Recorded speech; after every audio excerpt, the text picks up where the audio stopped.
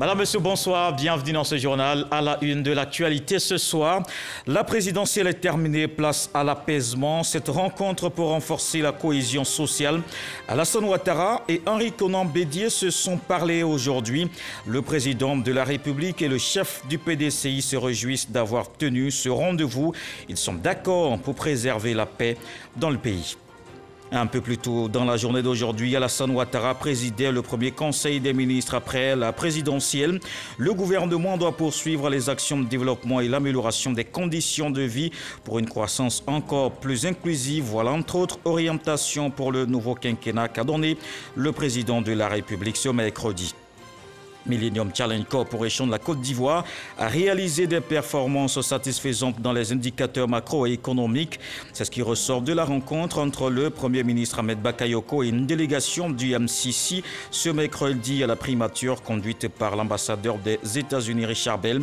Des progrès que salue le diplomate américain. Et puis retour au calme à Mbato, ce département de la région du Moro nous sort de violentes manifestations. Le commandant supérieur de la gendarmerie dans la localité, le général Apollo Touré, en mission de pacification, les différentes communautés exhortées au vivre ensemble. Le président de la République, Alassane Ouattara, et Henri Konan Bédié se sont rencontrés ce mercredi. Les deux personnalités ont exprimé leur convergence de vues sur le maintien de la paix dans le pays, renouer le dialogue et rétablir la confiance. On fait le point avec Awa Touré. Le dialogue a bel et bien eu lieu en fin d'après-midi, ce mercredi 11 novembre à l'Hôtel du Golfe.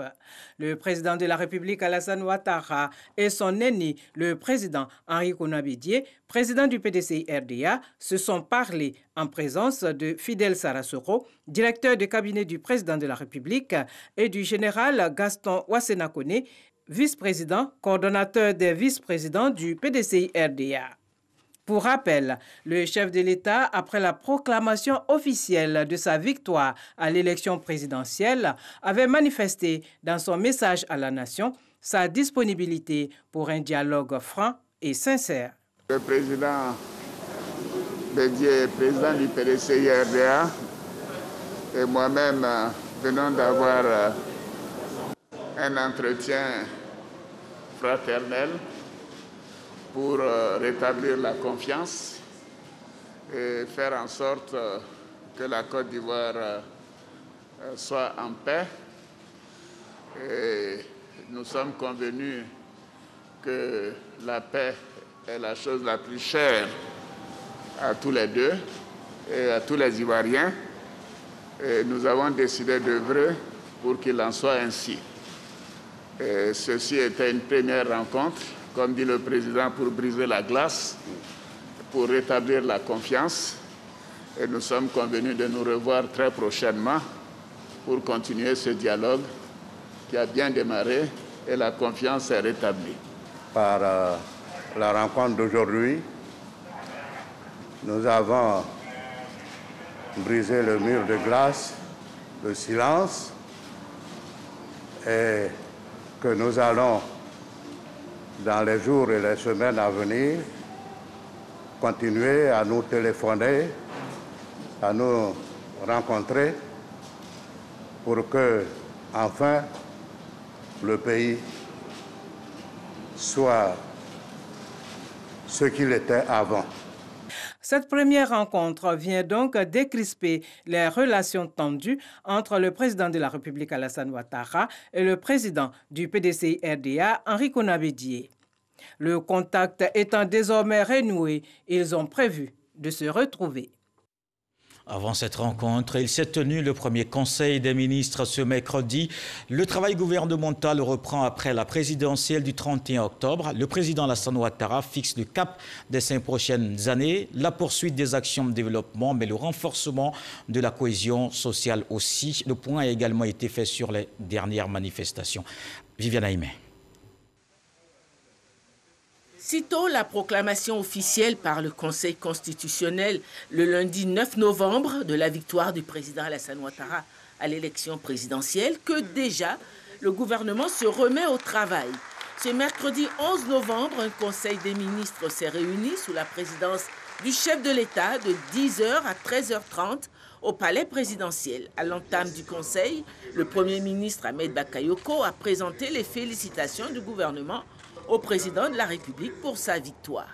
Monsieur le Président de la République, avec les membres du gouvernement, je veux vous dire notre grande fierté pour ce plébiscite que consacre le vote en votre faveur de plus de 3 millions de nos compatriotes.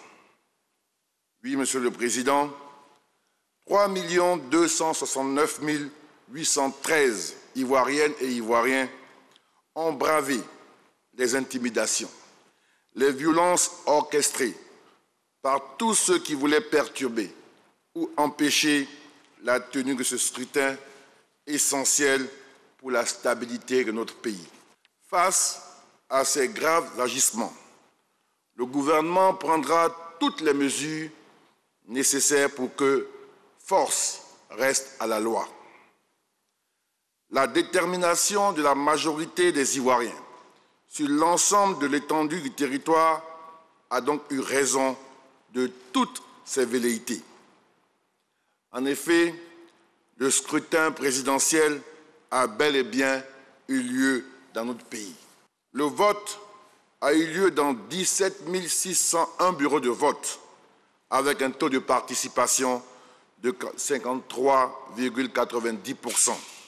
Le dépouillement des bulletins de vote et l'acheminement des procès-verbaux se sont déroulés en toute transparence, et ce, en présence de plus de 14 500 observateurs nationaux et internationaux.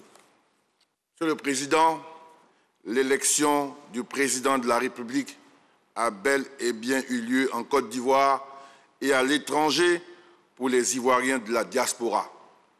Et vous avez été élus dans le respect de tous les principes démocratiques et de la volonté populaire, scellant ainsi dans le marbre du droit la légitimité de votre mandat. En réponse, le président de la République a félicité à son tour le Premier ministre et tous les membres du gouvernement pour tous leurs efforts qui ont permis l'obtention de cette victoire. Je tiens à vous féliciter pour l'important travail accompli par le gouvernement pour permettre la tenue effective de ce scrutin conformément à la Constitution.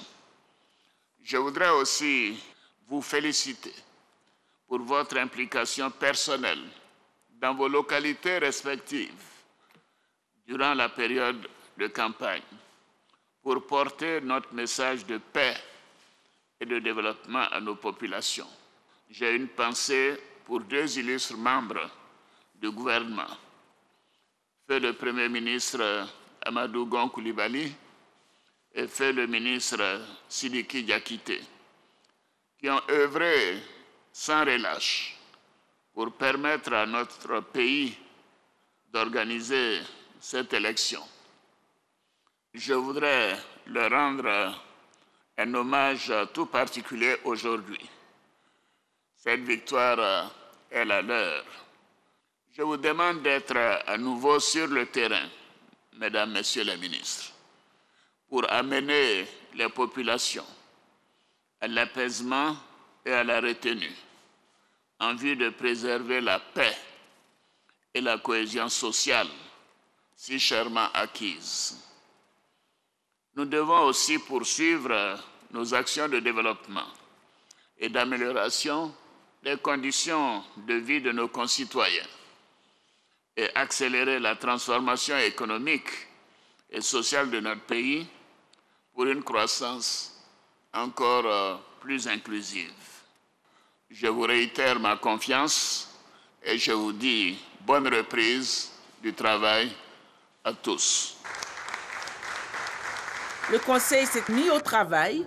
Au nombre des sujets examinés, la sécurité nationale perturbée par les manifestations déclenchées dans différentes localités du pays suite au mot d'ordre de désobéissance civile lancé par les partis d'opposition et organisations de la société civile.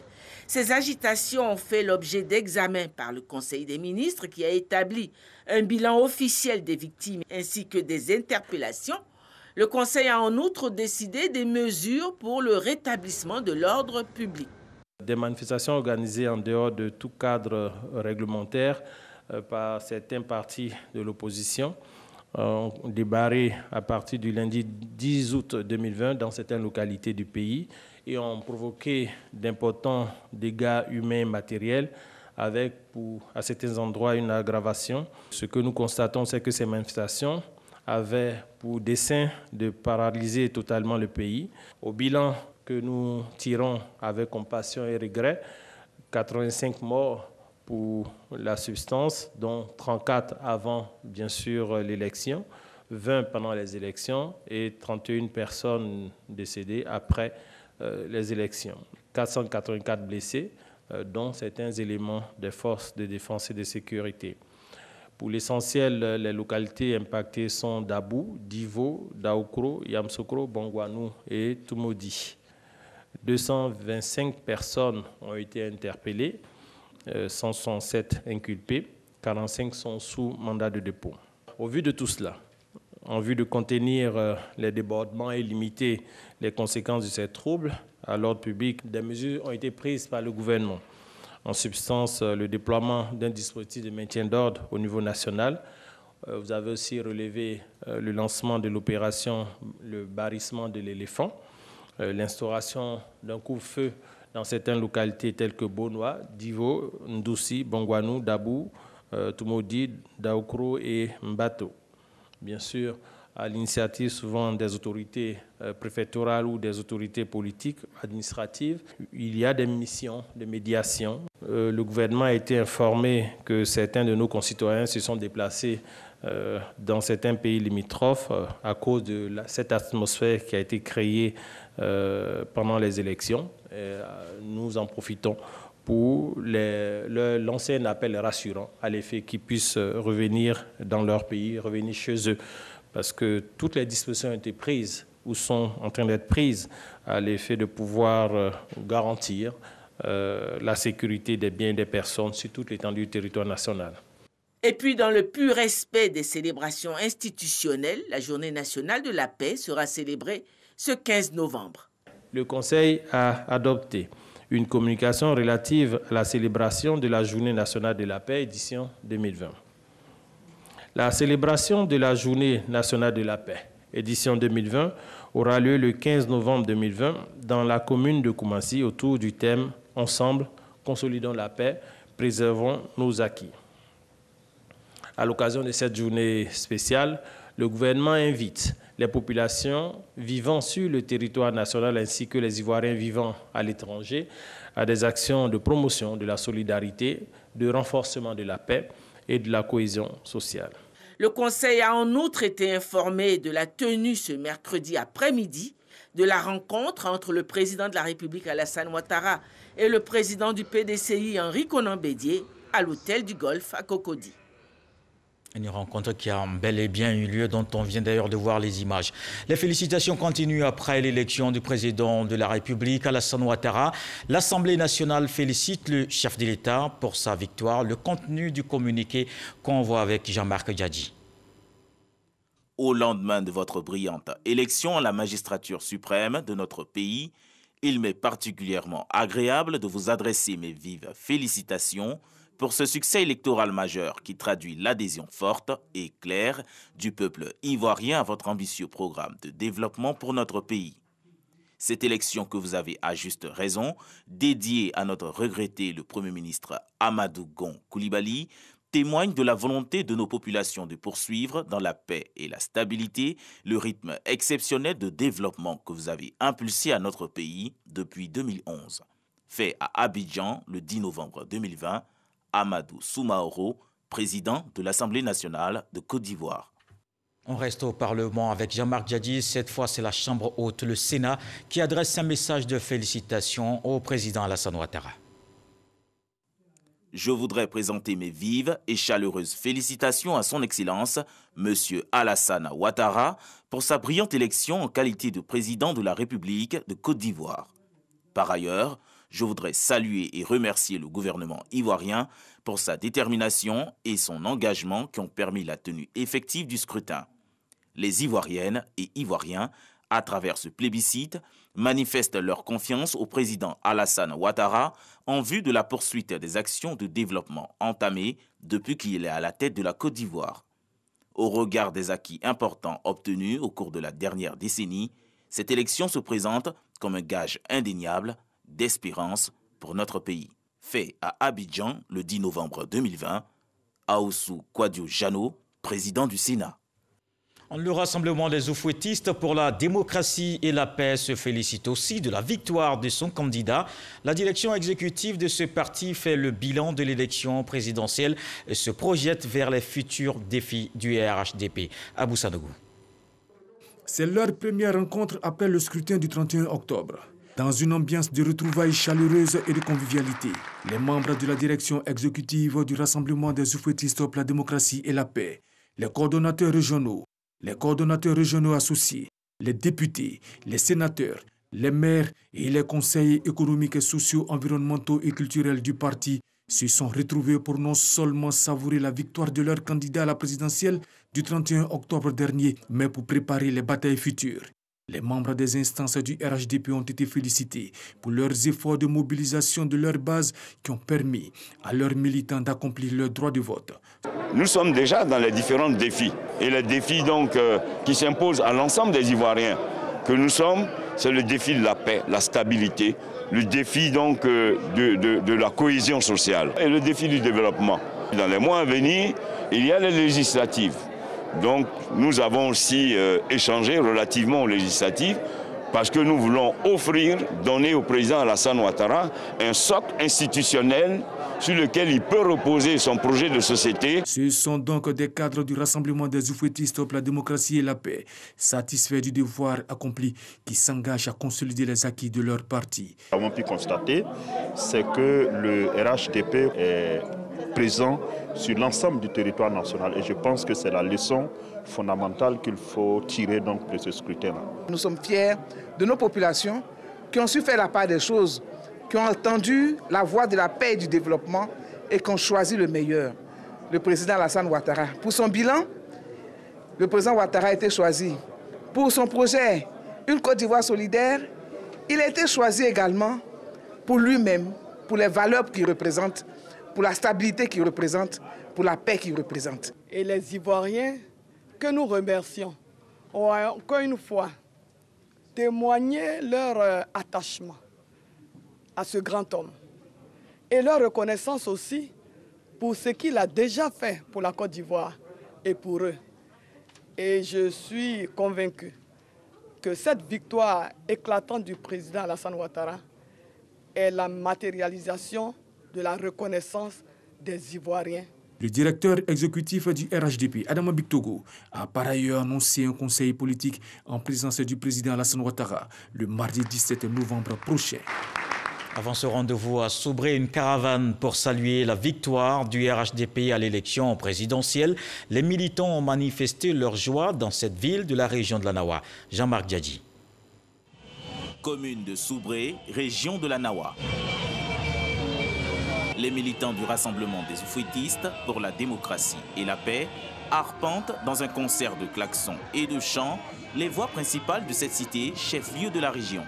Leur leader, le candidat Alassane Ouattara, a été déclaré vainqueur du scrutin présidentiel du 31 octobre 2020 avec 94,27% des voix par le Conseil constitutionnel. Nous disons félicitations au président Alassane Ouattara. Nous lui disons merci pour tout ce qu'il a fait pour la Nawa. On ne peut que lui dire merci. C'est grâce à Alassane Ouattara que la Nawa a eu le plus grand barrage de la Côte d'Ivoire. Les militants et militantes du RHDP de la région de la Nawa exhortent les partis politiques à privilégier le dialogue et le consensus pour une paix durable en Côte d'Ivoire. La paix qui permet de continuer les actions de développement. Le Premier ministre a reçu en audience le nouvel ambassadeur de France en Côte d'Ivoire. Jean-Christophe Béliard et Ahmed Bakayoko ont échangé entre autres sur le renforcement de la coopération entre les deux pays. Herman Guivet. Le nouvel ambassadeur de la République française en Côte d'Ivoire, Jean-Christophe Béliard, reçu en audience par le chef du gouvernement, Ahmed Bakayoko. C'est la première audience entre les deux hommes Le Premier ministre Ahmed Bakayoko se réjouit de cette rencontre. Grand plaisir de recevoir ce nouvel ambassadeur de France en Côte d'Ivoire. Et pour cette première audience, nous avons eu le grand plaisir de faire plus ample connaissance. Vous connaissez nos liens historiques avec la France, nos liens économiques, une coopération qui est dynamique, c'est notre premier partenaire dans bien de domaines. Et j'ai dit ma disponibilité à M. l'ambassadeur de poursuivre sur les sillons qui ont été tracés par tous nos dévanciers. Et je lui souhaite en tout cas la bienvenue et j'espère qu'avec lui, nous allons pouvoir poursuivre tous ces grands projets que vous connaissez, qui sont portés par le CDD et également et dans d'autres domaines. Notre coopération et en matière de sécurité, notre engagement pour l'Académie de lutte contre le terrorisme à Jacquesville. Et nous travaillons sur bien de dossiers ensemble. Et ça a été une bonne séance, en tout cas, pour faire connaissance et nous mettre rapidement au travail. Merci. Au cœur de leurs échanges, l'actualité socio-politique, le vœu de la France pour la Côte d'Ivoire, la stabilité et la paix à tous égards. Vendredi dernier, au palais présidentiel, Jean-Christophe Béliard, l'ambassadeur de France en Côte d'Ivoire, présentait sa lettre de créance au chef de l'État, Alassane Ouattara. Je confirme que ça a été un premier entretien utile et chaleureux. Quelques jours après la présentation des lettres de créance au président de la République, je ne vous cache pas qu'on a surtout parlé de l'actualité immédiate. Je crois que aujourd'hui est une journée importante pour la Côte d'Ivoire. Cette rencontre entre le président de la République et l'ex-président Bédié est certainement utile. Et nous, en tout cas, la France, on l'a appelé de nos voeux, on l'a espéré. Les divergences politiques ne doivent pas prendre le dessus sur l'essentiel, le développement de la Côte d'Ivoire. Il y a certainement des divergences, mais il y en a partout dans le monde. Regardez ce qui se passe en ce moment aux États-Unis. Mais malgré ces divergences, malgré ces points de vue différents, trouver le chemin de la réconciliation. Voilà pourquoi c'est important cette journée. Et en tout cas, nous espérons que ça débouchera sur des choses très, très positives. La Côte d'Ivoire, partenaire stratégique de la France, à plusieurs niveaux. On pourra travailler sur le reste, les grands projets économiques, les grands investissements, les aspects développement, mais aussi les aspects de terrorisme et de sécurité. Nous comptons beaucoup sur les forces de sécurité ivoiriennes qui sont déployées sur certains théâtres, notamment dans le Sahel. Et c'est très important pour nous tous, c'est très important. La stabilité du Sahel, c'est important pour la stabilité de la Côte d'Ivoire, mais c'est aussi important pour la stabilité de l'Europe et de la France. Donc il y a beaucoup de choses à faire. Comme vous le disiez, Monsieur le Premier ministre, il y a une véritable tradition, une véritable histoire conjointe. Ben, je voudrais apporter ma pierre à cet édifice et je sais que je pourrais compter sur le soutien des autorités ivoiriennes, le président de la République, bien entendu, le Premier ministre et l'ensemble des ministres. Merci, Monsieur le Premier ministre, de votre accueil. Un soutien, une collaboration de la Côte d'Ivoire avec la France, réaffirmé par le Premier ministre Ahmed Bakayoko. On reste à la primature. Le Premier ministre Ahmed Bakayoko a reçu une délégation du Millennium Challenge Corporation, une visite qui s'inscrit dans le cadre de l'éligibilité de la Côte d'Ivoire à ce programme américain. L'ambassadeur des États-Unis en Côte d'Ivoire salue les progrès réalisés par le pays, notamment au plan de la gouvernance. Jean-Louis Gbangbo. D'abord, un tête-à-tête avec Richard Bell, ambassadeur des USA en Côte d'Ivoire, puis un échange avec la délégation conduite par le diplomate. Au cœur de ces échanges avec le Premier ministre Ahmed Bakayoko, le point de la situation de la Côte d'Ivoire au programme MCC, le Millennium Challenge Corporation. Je voudrais vraiment féliciter la Côte d'Ivoire pour son éligibilité à cet investissement américain très important de la part du MCC. En remplissant les critères d'éligibilité, un pays se rend plus attractif aux investisseurs en général, ce qui est très important d'une manière vraiment stratégique pour un pays. Et cette année, la Côte d'Ivoire a été promu à une catégorie supérieure en termes de revenus par habitant du pays. Je suis très heureux d'entendre de la part des hautes autorités ivoiriennes qu'ils accueillent ce défi de faire mieux, d'être plus performants par rapport à une compétition plus rude. C'est très très bien et je crois que la Côte d'Ivoire est en bonne posture pour poursuivre ses progrès en matière de gouvernance et de développement.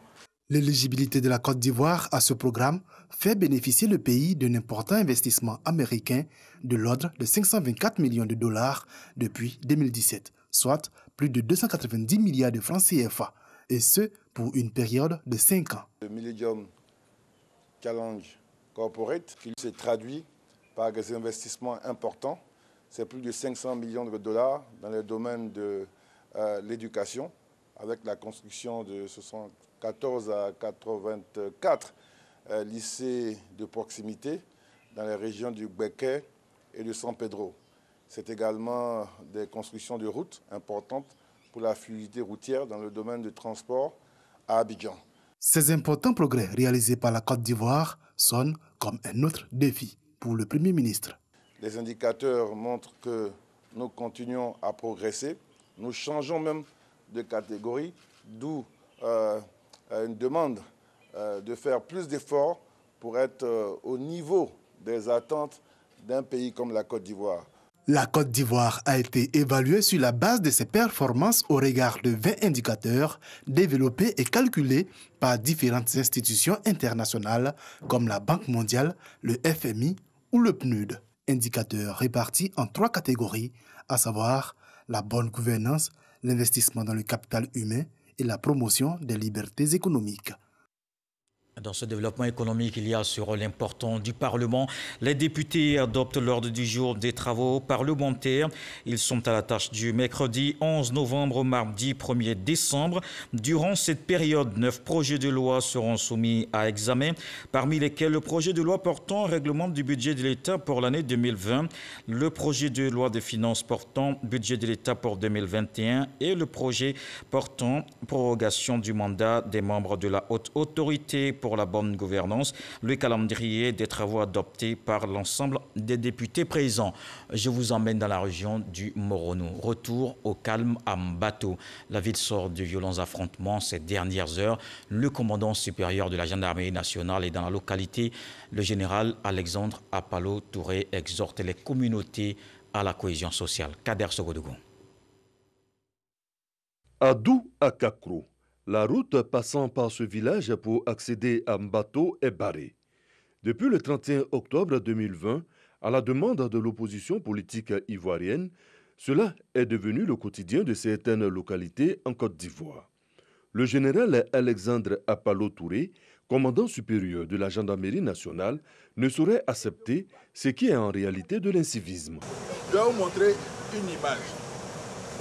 Chaque fois, 3 ans, 4 ans, 5 ans, vous les jeunes là, vous tombez, vous mourrez à cause de la politique. Toi, tu es chef de parti politique, lui il est derrière toi, c'est pas ça? Toi, viens ici. Toi, viens ici. Toi, tu es chef de parti politique, c'est pas ça? Cette année, vous voici, vous deux là, vous êtes contre ceux-là. Vous vous insultez, vous faites la politique. Et quand vous vous insultez comme ça, si vous ne vous comprenez pas, les jeunes ceux qui disent qu'ils vous supportent, et ceux qui disent qu'ils supportent ceux-là, se battent, et puis beaucoup meurent, on les envoie au cimetière. Quelques mois après, qu'est-ce qui se passe? Toi, il faut quitter derrière nous. Tu viens ici. Tu changes de camp. Toi, il faut quitter derrière lui là. Tu viens ici. Tu changes de camp. Quelques années sont passées, non? Il y a élection qui arrive encore. Voici le problème. Les jeunes qui disent qu'ils supportent ce camp-là et les jeunes qui disent qu'ils supportent ce camp s'affrontent. Il y a encore beaucoup de morts. On les envoie au cimetière. Et quand on dit les jeunes s'affrontent contre plein de morts, là, qui sont les jeunes? C'est vous. Vous ne pouvez pas réfléchir. Vous ne pouvez pas réfléchir un peu. Ce pourquoi vous mourrez là, vous ne pouvez pas réfléchir pour dire que vous mourrez inutilement. Tronçonneuse en main, les gendarmes vont dégager les différentes barricades jusqu'en bateau. Depuis 48 heures, les communautés de cette localité pourtant paisible ont déterré la hache de guerre. Un tour chez le préfet du département permet d'établir un premier bilan. 5 personnes tuées et 38 blessés. Il faut agir au plus vite pour sauver des vies.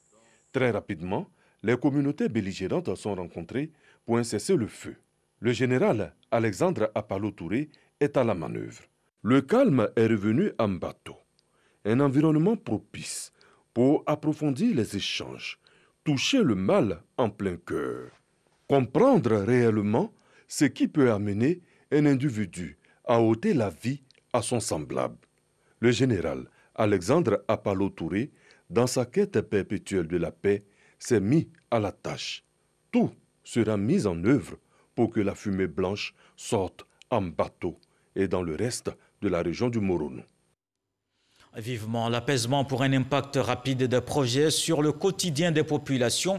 Allons dans le Poro pour parler du programme social du gouvernement. Le ministre Issa Coulibaly remet un don d'une valeur de 1,5 milliard de francs CFA à la région.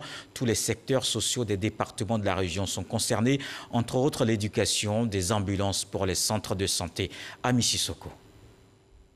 10 ambulances, du matériel biomédical, 3000 tables-bancs, 40 motos, 30 tricycles, environ 10 000 chaises et du matériel de construction. C'est l'essentiel du don de la présidence de la République à la région du Poro. Principaux bénéficiaires, les départements de Korogo, Dikodougou, Sinematiali et Mbengue. Ce don pour renforcer les capacités des établissements scolaires, des centres de santé, l'hydraulique villageoise. Pour porter également assistance aux édifices religieux et résoudre les besoins les plus immédiats des différentes couches sociales. C'est le ministre de la fonction publique Issa Coulibaly qui procède à la remise officielle aux bénéficiaires, au nom desquels les 18 chefs de canton et les 750 chefs de village du Poro. Je remercie le président de la République et tout son gouvernement du don qu'il a fait. Je suis très content. Je ne sais pas comment je vais m'exprimer.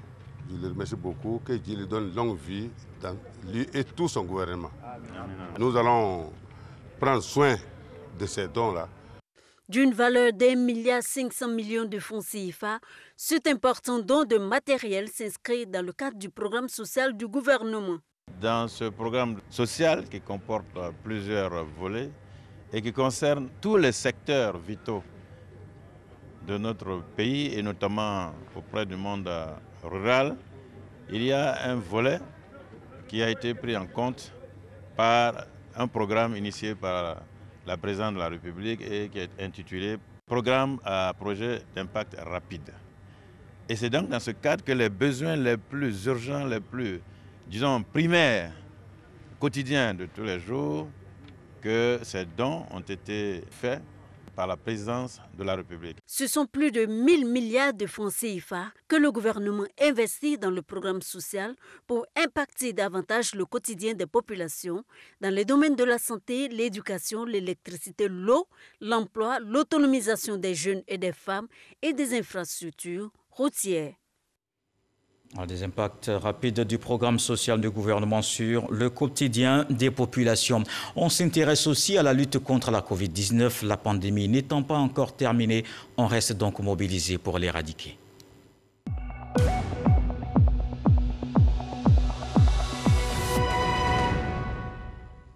Le ministère de la Santé a enregistré ce mercredi 8 nouveaux cas de Covid-19 sur 768 échantillons prélevés, soit 1% de cas positifs, 26 guéris et un décès. À la date du 11 novembre, la Côte d'Ivoire compte donc 20 855 cas confirmés, 20 572 personnes guéries, 127 décès et 156 cas actifs.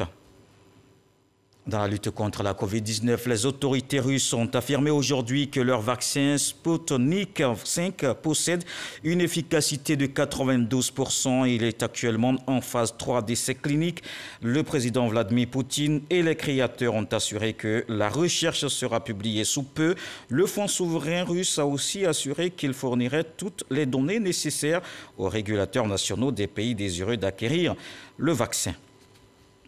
Dans le reste de l'actualité au Mali, décès de l'ancien président malien Amadou Toumani Touré, les hommages continuent. Des personnalités au Mali et hors du pays saluent la mémoire de cet homme politique décédé à l'âge de 72 ans. Sidonie Davila. Né le 4 novembre 1948 à Mopti, dans le centre du Mali, Amadou Toumani Touré, ATT, fait irruption sur le devant de la scène politique le 26 mars 1991. Le nom d'Amadou Toumani Touré est associé à la transition démocratique du Mali. Militaire de carrière, ATT faisait partie du groupe d'officiers ayant renversé Moussa Traoré en 1991. Porté à la tête de cette junte, il avait organisé des élections l'année suivante et transmis le pouvoir à un civil, ce qui lui a valu le surnom de soldat de la démocratie. Il avait ensuite quitté l'armée avec le grade de général pour se faire élire président du Mali en 2002 avant d'être réélu en 2007. Mais celui-ci sera brutalement interrompu par un coup d'État militaire dirigé par Amadou Sanogo. Il part en exil à Dakar, au Sénégal. Il reviendra triomphalement dans son pays 7 années plus tard. ATT disparaît alors que le Mali est de nouveau dans une période de transition consécutive à un nouveau coup d'État militaire qui a fait tomber le 18 août dernier l'ancien président élu, Ibrahim Boubacar Keïta. Grand bâtisseur, gros travailleur, comme pensent beaucoup de Maliens, ATT avait alors ouvert de nombreux chantiers pour développer le Mali. Amadou Toumani Touré avait également promis de s'investir pour ramener la paix dans son pays. Ici en Côte d'Ivoire, rappelons ce temps fort de l'actualité aujourd'hui. Le président de la République, Alassane Ouattara, et Henri Konan Bédié se sont rencontrés ce mercredi. Les deux personnalités ont exprimé leur convergence de vues sur le maintien de la paix dans le pays, renouer le dialogue et rétablir la confiance.